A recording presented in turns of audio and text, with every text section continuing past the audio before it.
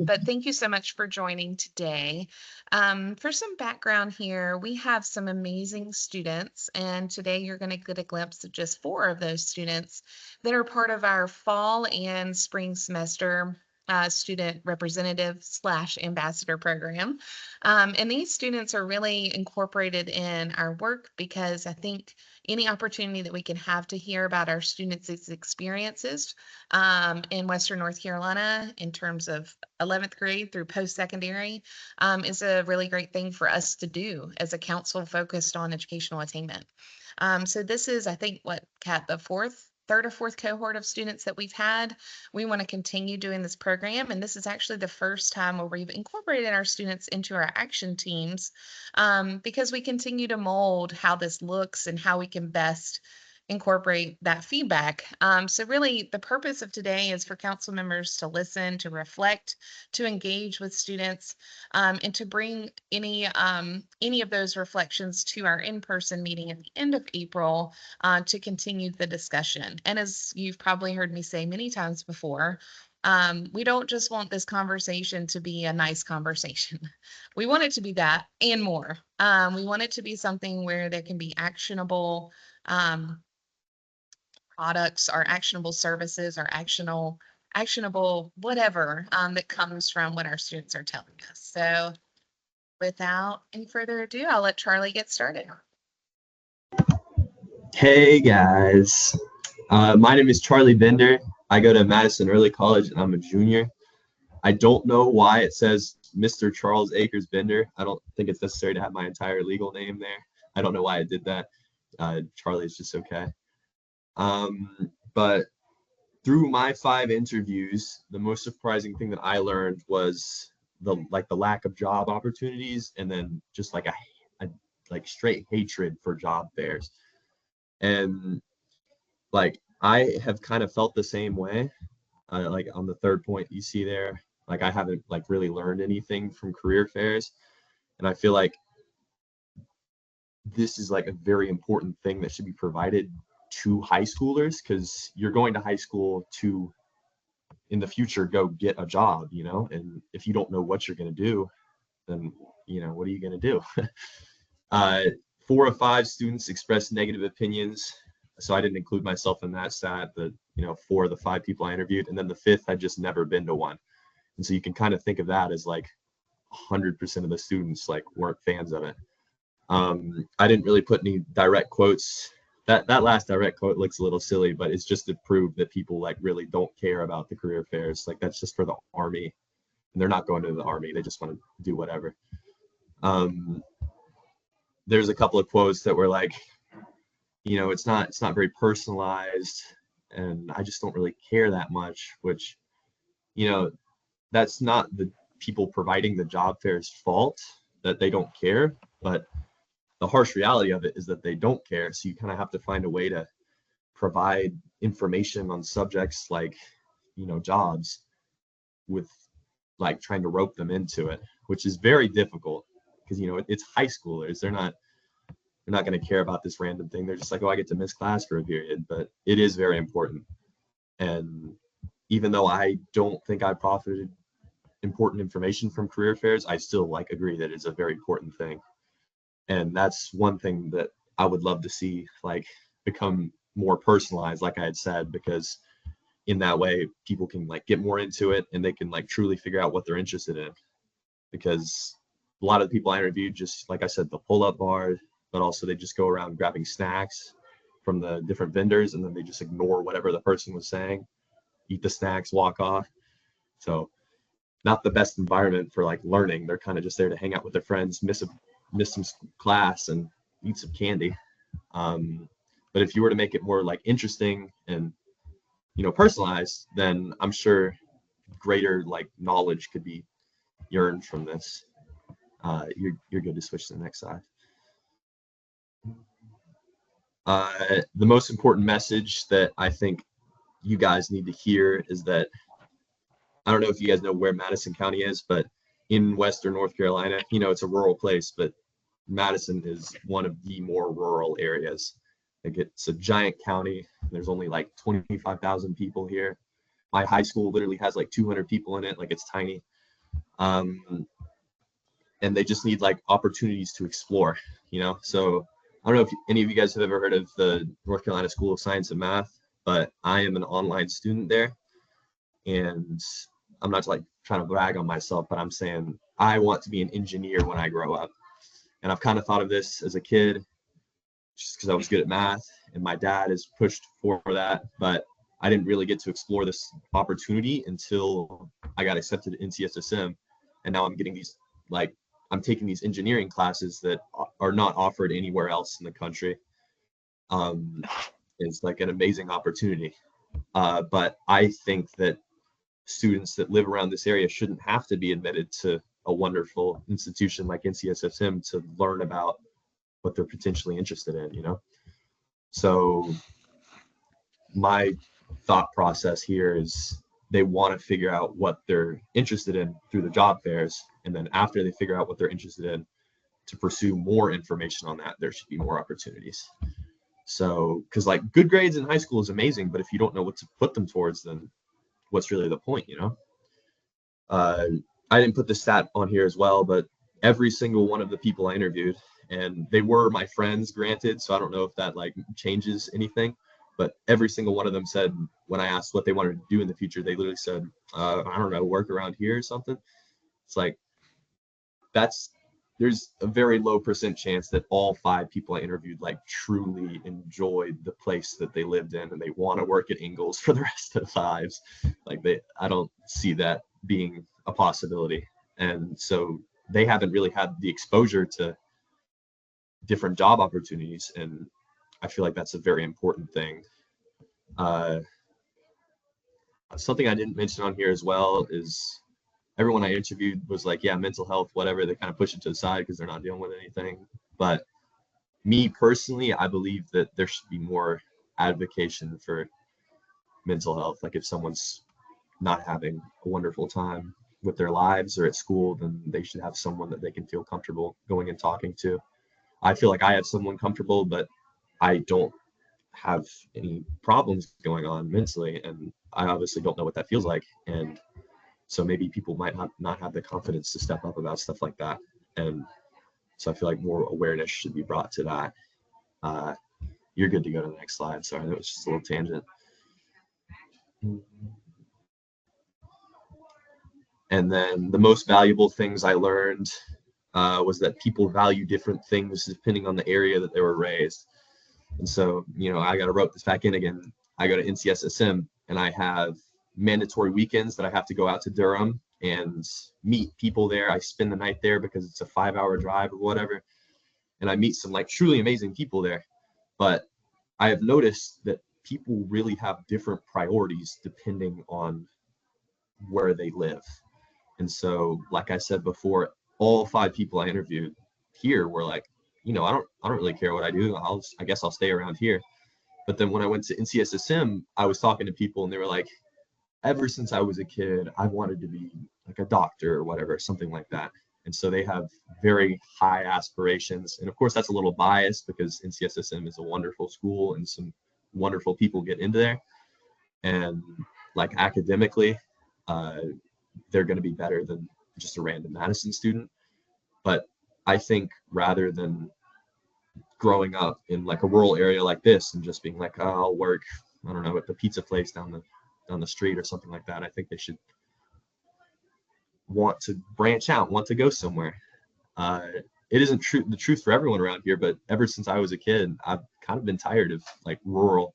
It might just be me. Like I want to live in a city. I want to interact with people, and I want to, branch out. I want to move somewhere. But not everyone thinks that way, and that's just something that I've really noticed recently because I've been going and meeting new people that have lived in cities, and they have much higher aspirations than people living in rural areas, and it's kind of just surprising to me because I've lived in a rural area and I want to branch out, but all 5 of the people I interviewed were not interested in branching out. So, you know, it's just kind of interesting to me. And I think that's it. Thank you, Charlie. Okay, I think it would be good probably to have questions after each student rather than saving them towards the end. So with that in mind, Are there any questions you have for Charlie? I know I have one, but I'll go last. Hey, Charlie. My name's Hey. Dr. Reed. I'm from Buncombe County Schools, and your presentation was amazing and very authentic. And I just really appreciate the way you approach those questions. So I have a question for you. I love the recommendation on the career fairs being more personalized, and I wonder if you have maybe one or two suggestions about how to make that happen. Yeah. So I thought about this over the past couple of weeks, and it's a hard question to tackle because like how do you rope in a high schooler that has no interest in anything? Like that is a great question. And there's two things I came up with. They're not very realistic, I'll admit it, but the first was to make the career fairs like smaller in a way. So like have less students come to like this panel section like it is now. And so they can go around and like actually have like quality time talking to somebody. And, there's faults in that because they might not care at all. And that might be the truth, but like there's a higher chance of someone getting genuinely roped into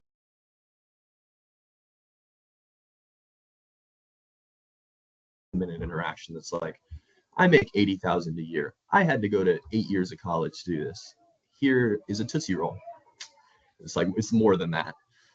And so that was my first suggestion or thought. And then the second one was just to change the panel like idea entirely and have like maybe make it more widespread throughout the school rather than just in the gym, and have like different rooms that you could bump into and there's like a greater display. So I mean still a panel, but not just like that one little table that they're given and just everything packed up on it. So those were two thoughts I had. They're not amazing, but I mean it's certainly different. Actually, I think they're amazing, and I think they're very doable. And Thank you. yeah, it's interactions like this that help us think outside the box a little bit. So I really appreciate those suggestions. Yeah, absolutely. Thank you. That was actually my question, Dr. Reed. So thanks for covering that. But and Charlie, maybe I'll see you. I know that Madison, I'm not sure if it's the high school or the early college or both, have their resource fair end of this month, I think. So maybe if you get a chance to come to that, and that's a really specific Madison only type event. Be good to maybe chat with you some more about what works there and what doesn't. I think that's organized by Goodwill, from what I remember. So yeah. Yeah, I don't think I'll be there because my AB Tech classes end May 6th, and I don't know if that resource fair is after that, but after AB Tech is done, I'm going home and I'm staying home. That's awesome. Carly, I'm Candy Sellers. I'm with RISA. I don't really have a question for you because it was kind of answered because I do some career fairs here at RISA, but I feel like I'm getting an echo. Or am I echoing? I don't Okay, hear an good. echo, Candy. No. Okay, good. I'll turn my volume down. But I will say, I was very impressed with your presentation. It was very authentic, and you have a lot of insight for your age and have made a lot of great observations. I just really noticed that out of your presentation. You did a great job. Thank you so much. Yeah, thank you. Are there any other questions?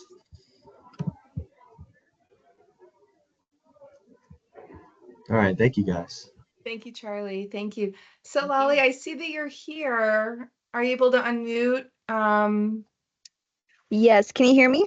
Yes. Hey. Okay, good. My camera isn't working for some reason, but I can still Okay. talk. Okay. Can you see my screen? Can you see your slides? Yes. Okay. Perfect. All right. Well, Okay. it is your turn. Hey guys, I am Lolly Diaz. I am a senior over at North Henderson High School, and I'd love to share some of my insights with you guys today. So, as I'm taking economics and finance honors right now, we're talking a lot about the skills and labor gap that we have in the workforce right now. We have a lot of college educated students who graduate and they can't find a job within their chosen major just because the job market is so saturated. And then we also have a lot of students who could really take advantage of the trade schools and those programs that we offer here locally in order to be able to have a more stable living after graduation. So one thing that I think is really unique and really cool, I'm not sure if this is a county-wide initiative, but at North Henderson High School, we have a graduation coach. Her name is Miss Holbert, and she focuses on ensuring that all of our students are prepared, not only for graduation, but for the day after graduation. And at the moment, we have an initiative in which we have career coaches come in from the community and they pull out our sophomores. I think it's really cool that they start sophomore year rather than just junior or senior year. But they start sophomore year and through the nccareers.org, they make the students take personality quizzes and do like the reality checks, a lot of those assessments to see really what type of career best suits their wants and needs. I think Charlie made a really good point in which, people from different areas of the world, different from people from different regions of even a state alone can have different priorities. So being able to really target the students' wants and needs really helps them find a job that they're going to be most suited in. And for example, my brother, he's a sophomore, and he just had his meeting with his career coach 2 weeks ago. And with that career coach, it's one on one. It's during one of their CTE class periods. So, a class period that's not a core class, such as English or math. And they'll take him out for the entire class period. So, that's an hour and a half and they'll discuss with the student what their goals are, what they want to do with inside the media center. So I think that is a really cool experience and honor, even privilege that North Nursing students have because as Charlie mentioned, sometimes these services aren't as easily accessible or known to many students. So I think it's really great that they start at such a young age such as sophomore year because we've had a trend and I've noticed some of my peers as soon as they turn 16 and they can drop out legally, they're dropping out and they're picking up a job. So really being able to target them while they're still in those first 2 years, I think is really crucial so that once they get to the junior and senior year, they're not as stressed or feel like they're running out of time. Um, Again, we have Blue Ridge and we have AB Tech, which can offer a lot of help, but if students don't have access to this, it is a lot harder. Could you move on to the next slide, please? So, the most important message, Henderson County is a very diverse community. We have all types of ethnic and racial identities within our community, which is something I am very grateful for. It is if anything, our biggest strength. I think diversity is the key in building our community.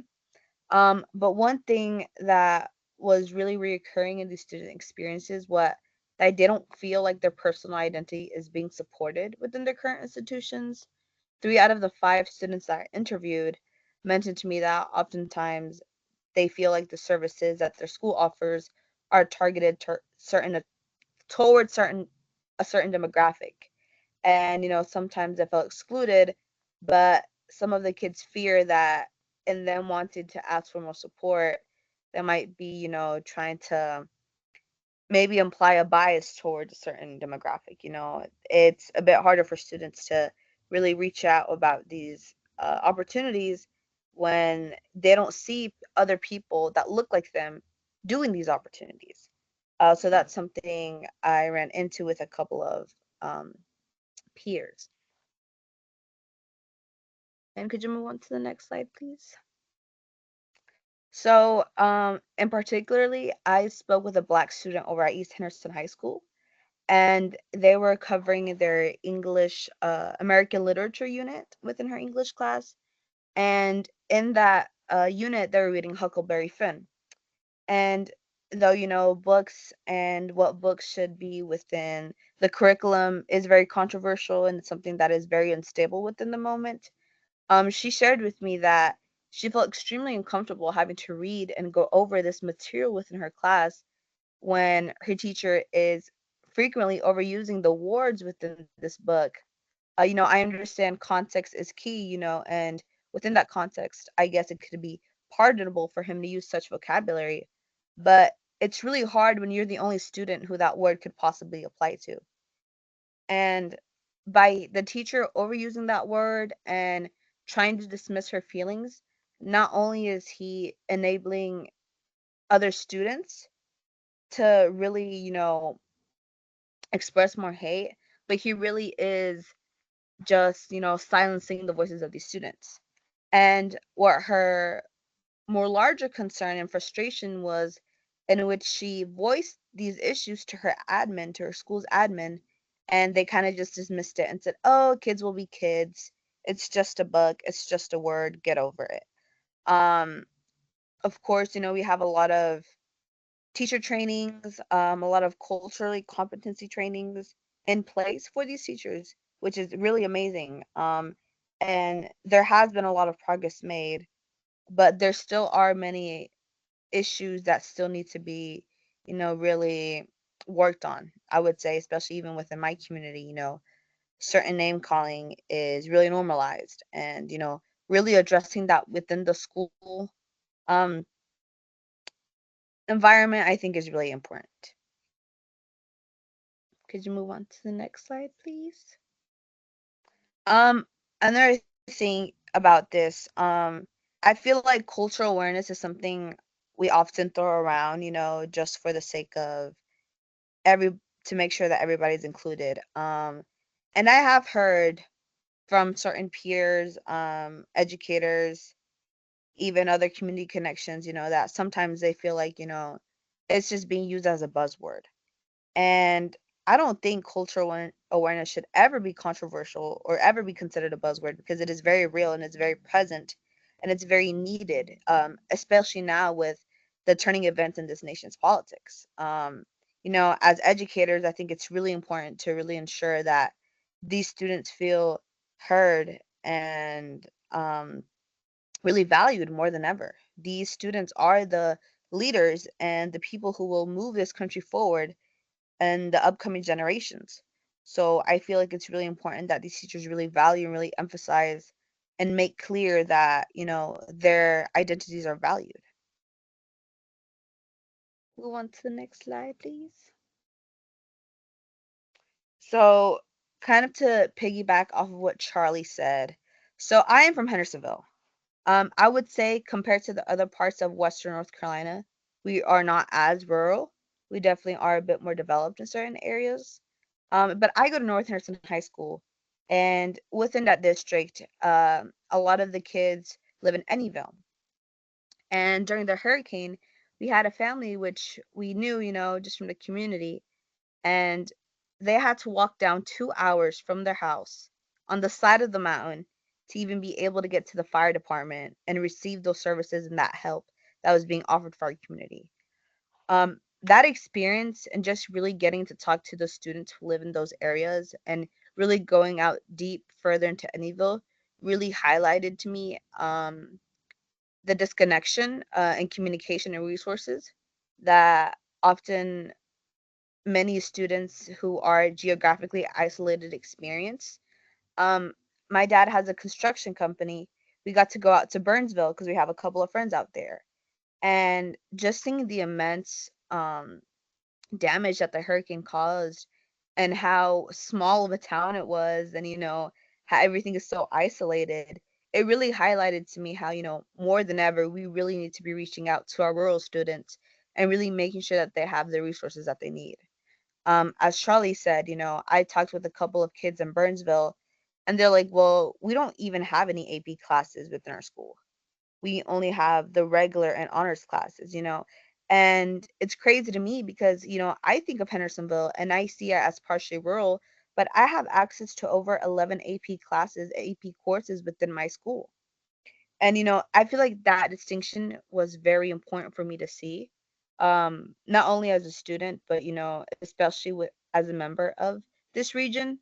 And like Charlie said, students shouldn't have to attend a prestigious school in order to be able to have access to these materials and these courses, because These are so helpful, and they really help develop our students' thinking and critical skills.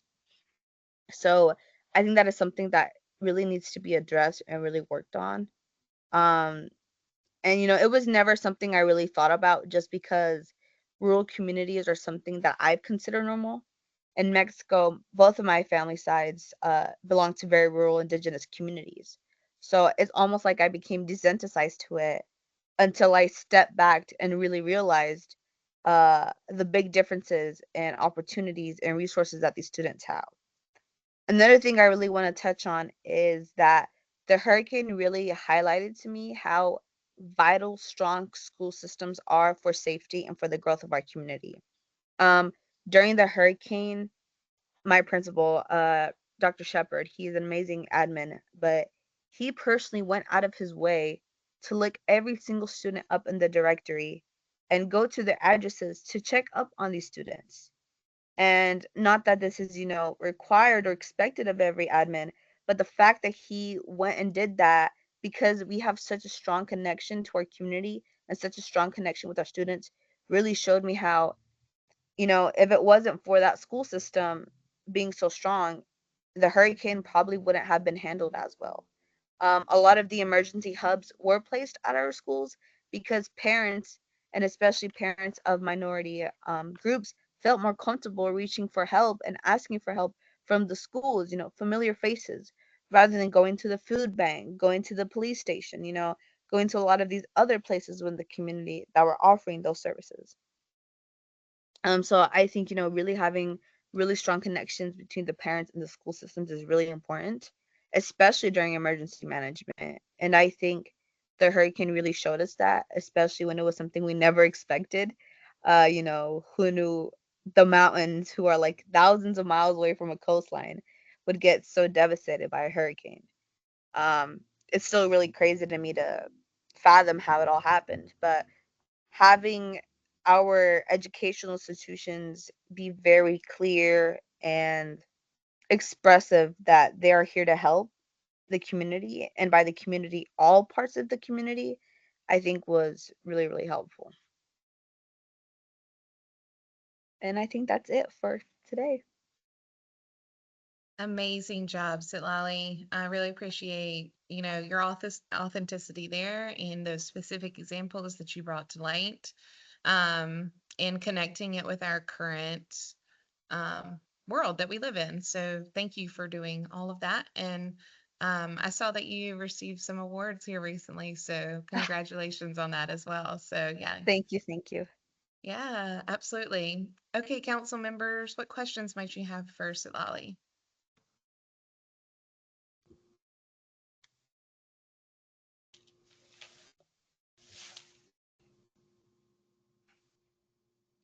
Well, I'll jump in. If nobody else does. I didn't want to steal the floor both times, but Sitlali, your presentation was incredible and honestly very inspiring.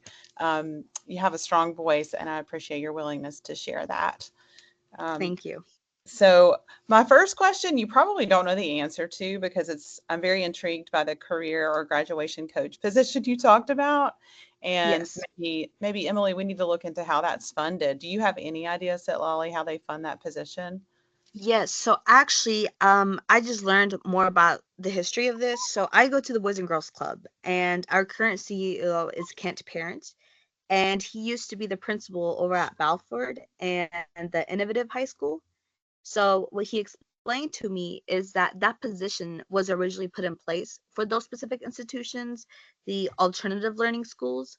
And my principal, when he first joined as principal of my school, he reached out to him and he's like, "Hey, how can we make this work? Can we put this into the high school?" And he brought it forward to our superintendent, Mr. Mark Garrett, and he approved it. He came up with a really amazing plan on how it would be put in place, how they would target the students, and it is because of my principal that that graduation coach position is within our school. I am aware not all of the schools have a graduation or career coach, so I think that is, like you said, a really important position to have. As far as funding goes, I'm not exactly sure, but I think there can definitely be ways to work around that funding to get that position made or placed within an institution. Yeah, that's really helpful. I know Mark Garrett. I might reach out to him. Yeah, of No, it'd be course. great. And then I did have one more question on the topic. You're very passionate on the cultural awareness not being controversial. It's Yes. not a buzzword, and I just really love how you presented that. And I'm curious if you might give our group just maybe one piece of advice that you would give a teacher to Hmm. be more culturally aware in their classrooms. Ooh, that is a very good question. So I am actually trying to see if I can create almost like a cultural training for the staff at my school. I'm very grateful to have staff that are very outgoing, they get along with the kids really well. But I'll give you an example. One of my history teachers asked me, he's like, hey, he's like, I have a question. He's like, why is it that we see more Latino men drop out rather than Latino women? He's like, they're both from the same culture, but what is the difference there? Why do the women prioritize education more than the men? And I really had to explain to him that, within our culture, we have very rigidly defined gender roles, and oftentimes women have to assume those domestic responsibilities. So, as a means to escape those domestic responsibilities, a lot of them seek higher education. Whereas our culture expects, men to be the providers of the family, to be hardworking, to be the head of the household. So, because of that, a lot of the men are dropping out early because they're like, an education isn't going to make me money right now. I need money now.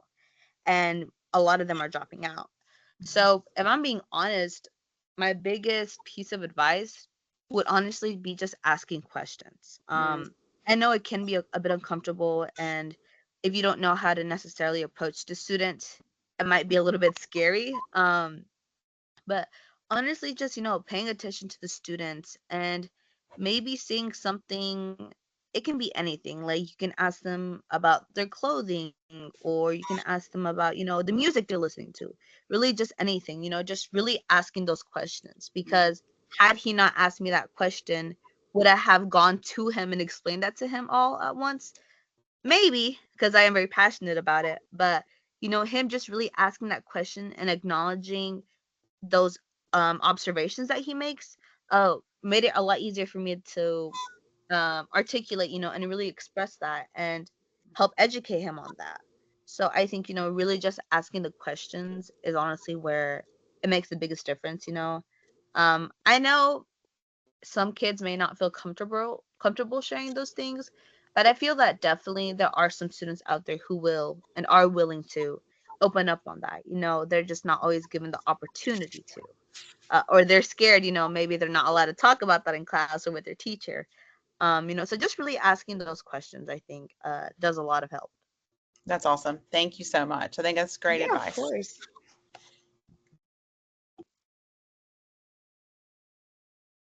Thank you very much, Candy. I appreciate that. Thank you, Sitlali. Of course. Gemma, I think you are up next. Okay, hi everybody. I'm Gemma Richards. I attend North Buckham High School and I am a senior. And I was very happy to join the P20 Council. Just first off, I was just so excited because I've always been invested in advocacy and like speaking out about educational opportunity. Like I spoke at a board meeting for my schools, for my county in February, and I was talking about the importance of CTE. And I appreciate that there's this organized chance for me to express my voice because as students that's the only way that we can like advance and improve our systems.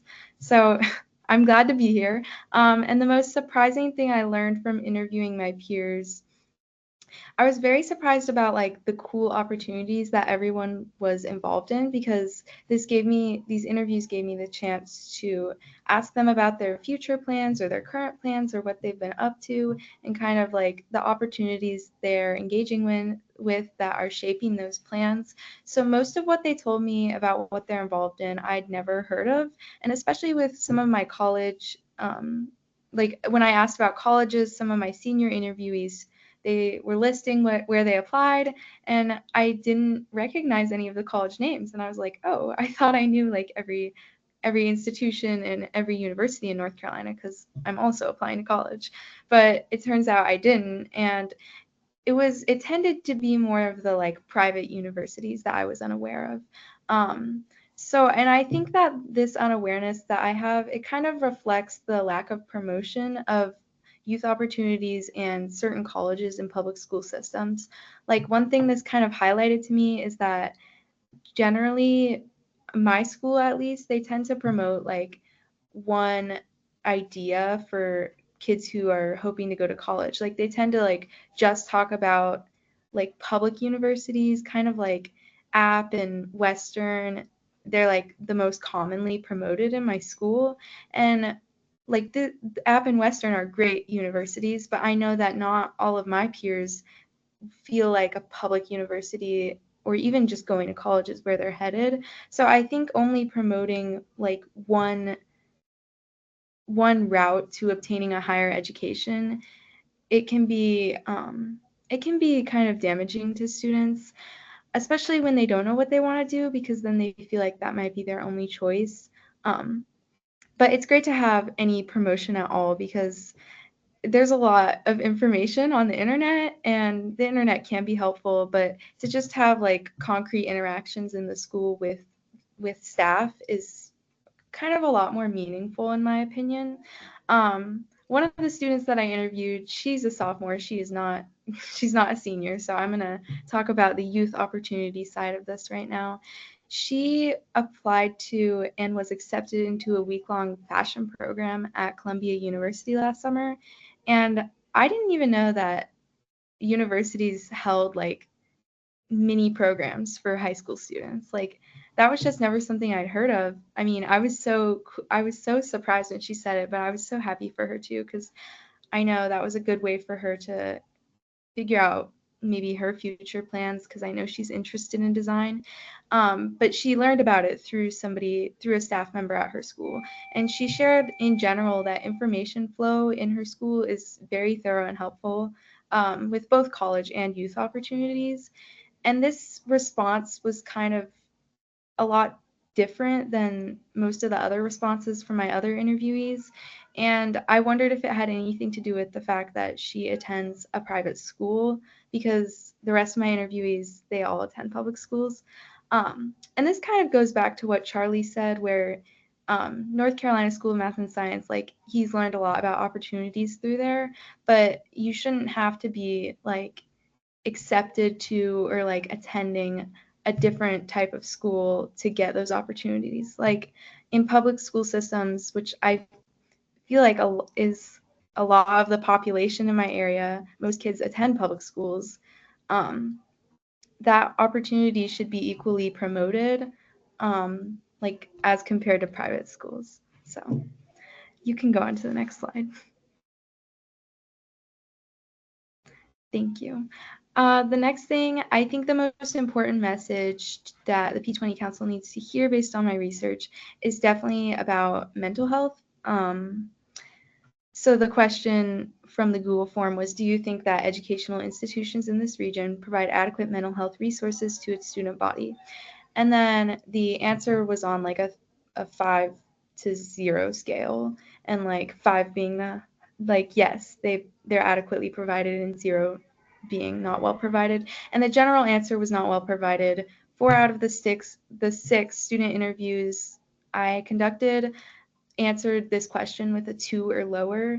And many said that mental health support and resources are only provided if you seek them out. And I have personally been affected by like low mental health, and I can agree with this response. And I do think asking for help when you're in that state of mind is very difficult. So often students, they don't have that capability, and they, especially if they don't have like that one adult they feel comfortable with, kind of like Charlie said also, if you don't have that person, I mean, you really struggle, and it can really go unnoticed if it's like how deep into a mental health struggle a student is. And one of the things, this is kind of a quote, the last sentence, I should have put in quotes, but one of the things that one of my interviewees said was that schools don't seem to step in until something bad happens. And that kind of their answer was affected by a personal story. We at my high school, we had a student pass away a couple of years ago, and they were affected by mental health, and the school was just really like our school. I think the staff were kind of maybe surprised, and it just goes to show kind of how it can be hard to recognize it, but like just yeah, sorry, I get emotional.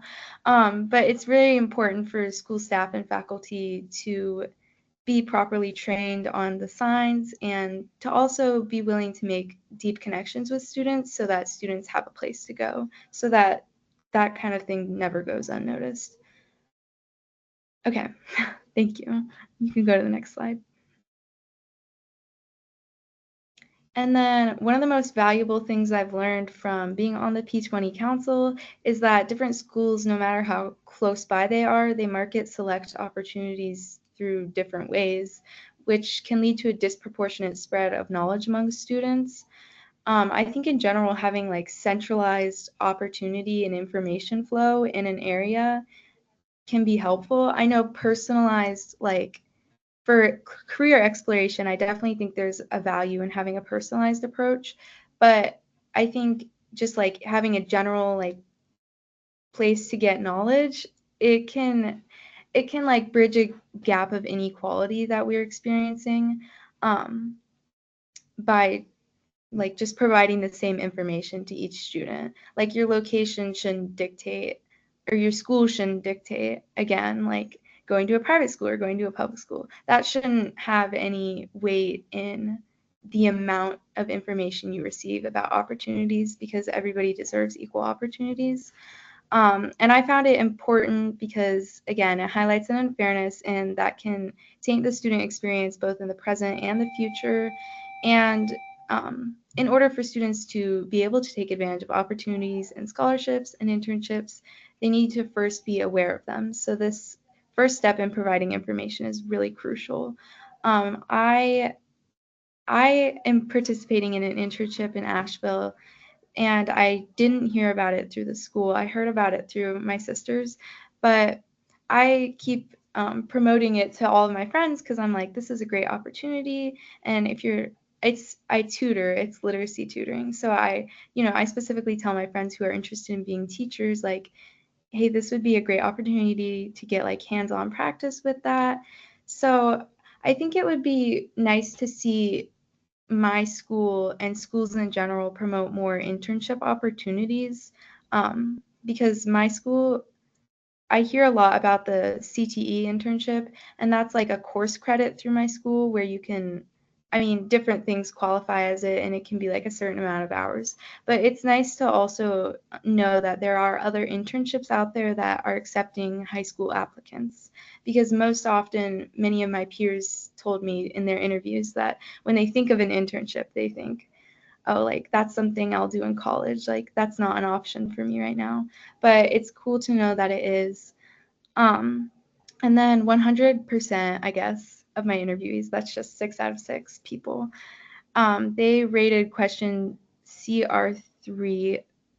Oh, I didn't put the question on here, but they put a 3 or lower on the scale, and that shows the promotion of higher education.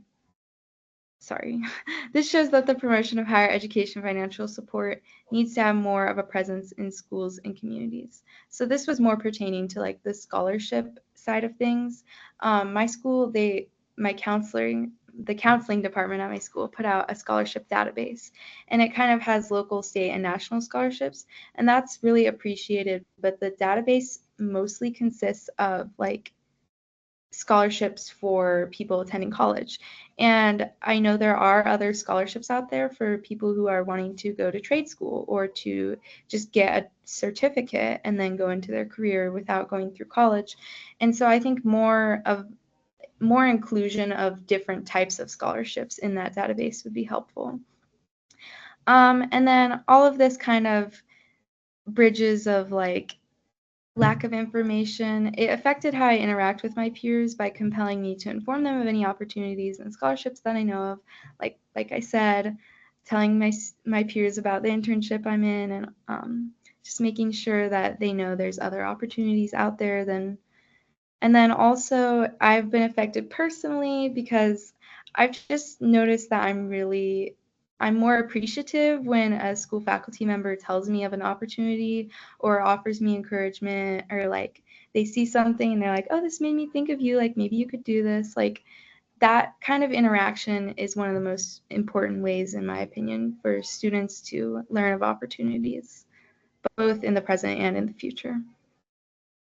So now I'm done with my slides, so I will answer any questions or elaborate on anything.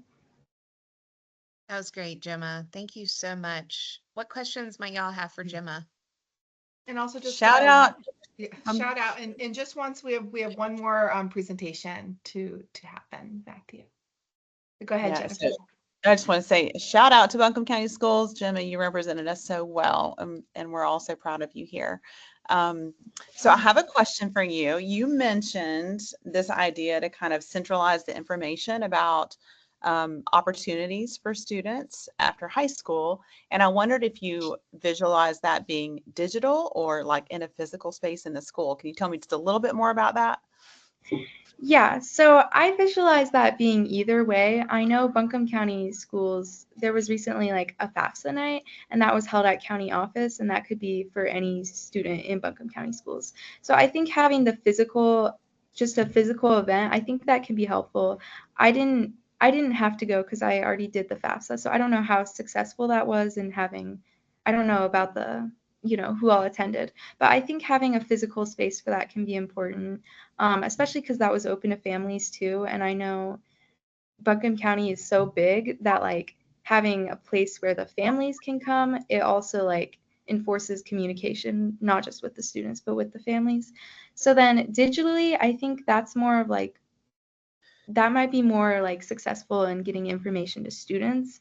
Um, like I know my mom, she's more likely to learn about something at school because of like a physical thing. She's not as digital as me, and maybe that's like the age and generational differences. But I think there can be value in either physical or visual measures to do that. I like I loved what Charlie and Silali said about like having a personalized approach specifically for career exploration. And I'd never heard of having like career coaches, but I think having like if career coaching was like the solution we're going to take to get career information out to students, I think that would be better as an in-person thing because that's like heavily reliant on the interaction. So I think like that was that was like my answer was all over the place. But I think in-person interaction is good, especially for families. And then for students, in-person interaction and digital informational measures are both good. That's super helpful. All the things. Agreed, wholeheartedly. Are there any other questions?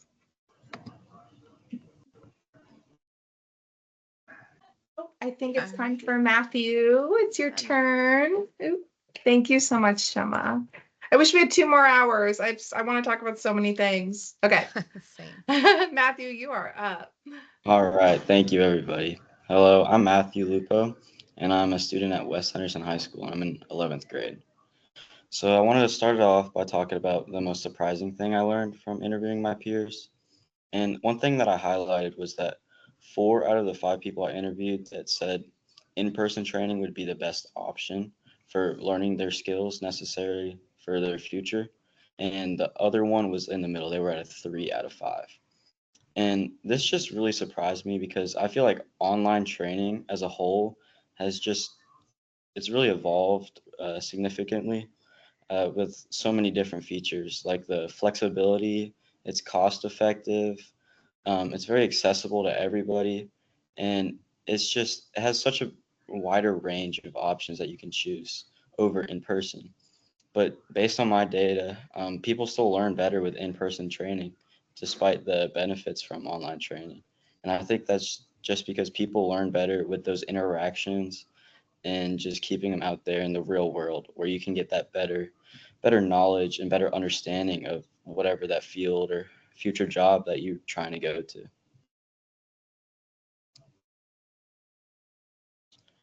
And I know Gemma hit it off quite a bit, but the most important message um, is just going to be about mental health. And so the question was to share the experience about your personal identity and how educational institutions have supported you or not supported you. And in my data, all 5 of the people I interviewed answered with a 3 or lower, with a majority of 2s, which that was also really surprising. And a quote I had from a person I interviewed is that I do not feel like the right actions are being taken to help people with mental health problems. And personally, I think this is very important for people to hear because this is a growing problem. It's continuing to get worse and worse, and it needs to be stopped. And schools, I think, have the biggest role on preventing it. They can do the most to help it. And some ideas I had was offering more like mental health education to the students and just trying to provide like a more positive environment and reducing some of the academic pressure. And I think some of that could come from, I know everybody else hit it off, but not knowing what they're doing in the future. And personally, in my school, we don't really have um, a set program like North Henderson does with starting in 10th grade. So I feel like it builds up the stress. And then when you're like a senior or a junior, it just gets all thrown onto you. And that could just be a huge problem. So I think preventing that would be by starting it earlier in the other grades. And then the most valuable thing I learned from being a student representative, sorry, is I learned how to effectively communicate. Uh, and I think that's extremely valuable because it taught me to listen to different perspectives. And it made me more empathetic towards my peers and creating stronger relationships. And I think that using this, I can help other people be more understanding to other people. And I think that's very effective to building relationships and getting to know people and just making a better overall environment with everybody. So if everybody can learn to be more open to different perspectives, I think it will be a better world in the whole.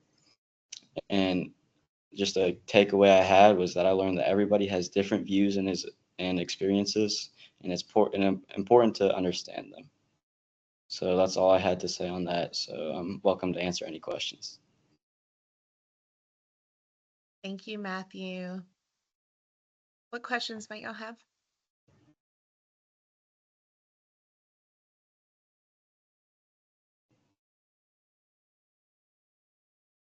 Um, Thank you, Matthew. I just want to point out just to something that I've noticed. I don't know how you want to phrase this, but it's been interesting. This is the 3rd meeting that we've had with certain of our action teams with relatively randomly assigned students. Is that there are themes, right? That I've found, like what I've gotten from this is the importance of a focus on mental health support at the school level, because you guys spend more time at school than you do at home, right? Waking hours, and that is important. But also the difference in available resources per region. It's something that I never thought of, and I just wanted to thank you guys for opening my eyes to your reality. So I think I just wanted to thank you guys. That was something I wasn't aware of in my life. So thank you.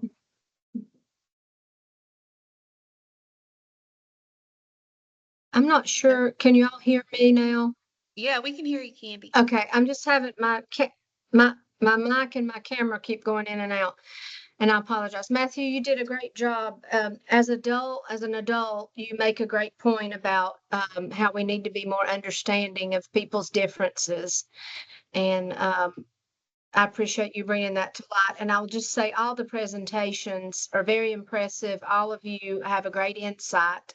And I look forward to hearing about all the wonderful things you all are doing in the future because you have bright futures ahead of you. Thank you. Absolutely, Candy. I couldn't agree more. As a mom of 3 young daughters, yeah, you guys have set the bar high for them. So, thank you so much for that.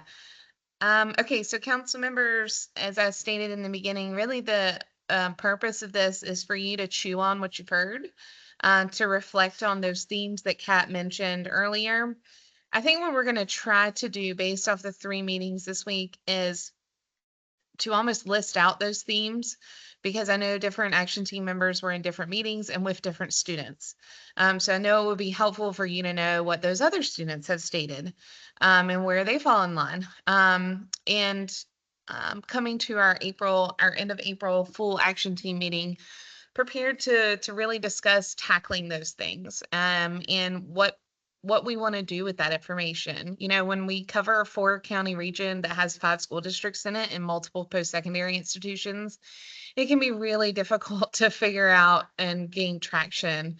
But really, the whole point of this is to listen to those students from across the region and to identify those common themes because there certainly are. So that is my task and my homework for you all. And like I stated, we will work to try to almost bullet those themes out for council members to see, and like I say, to reflect on in preparation for that end of April meeting. So in the meantime, I encourage you to reach out to me or Catlin with any additional thoughts, questions, ideas. All right, I think that summarizes us up. And thank you so much, students. Guys did amazing. You have energized me all week long, along with the other students that were present on Wednesday. So thank you. Thank you, Emily. Yeah. All right. See you. Y'all enjoy the weekend. Thank you again. Thank you We'll guys talk so soon. much. Enjoy spring break. Oh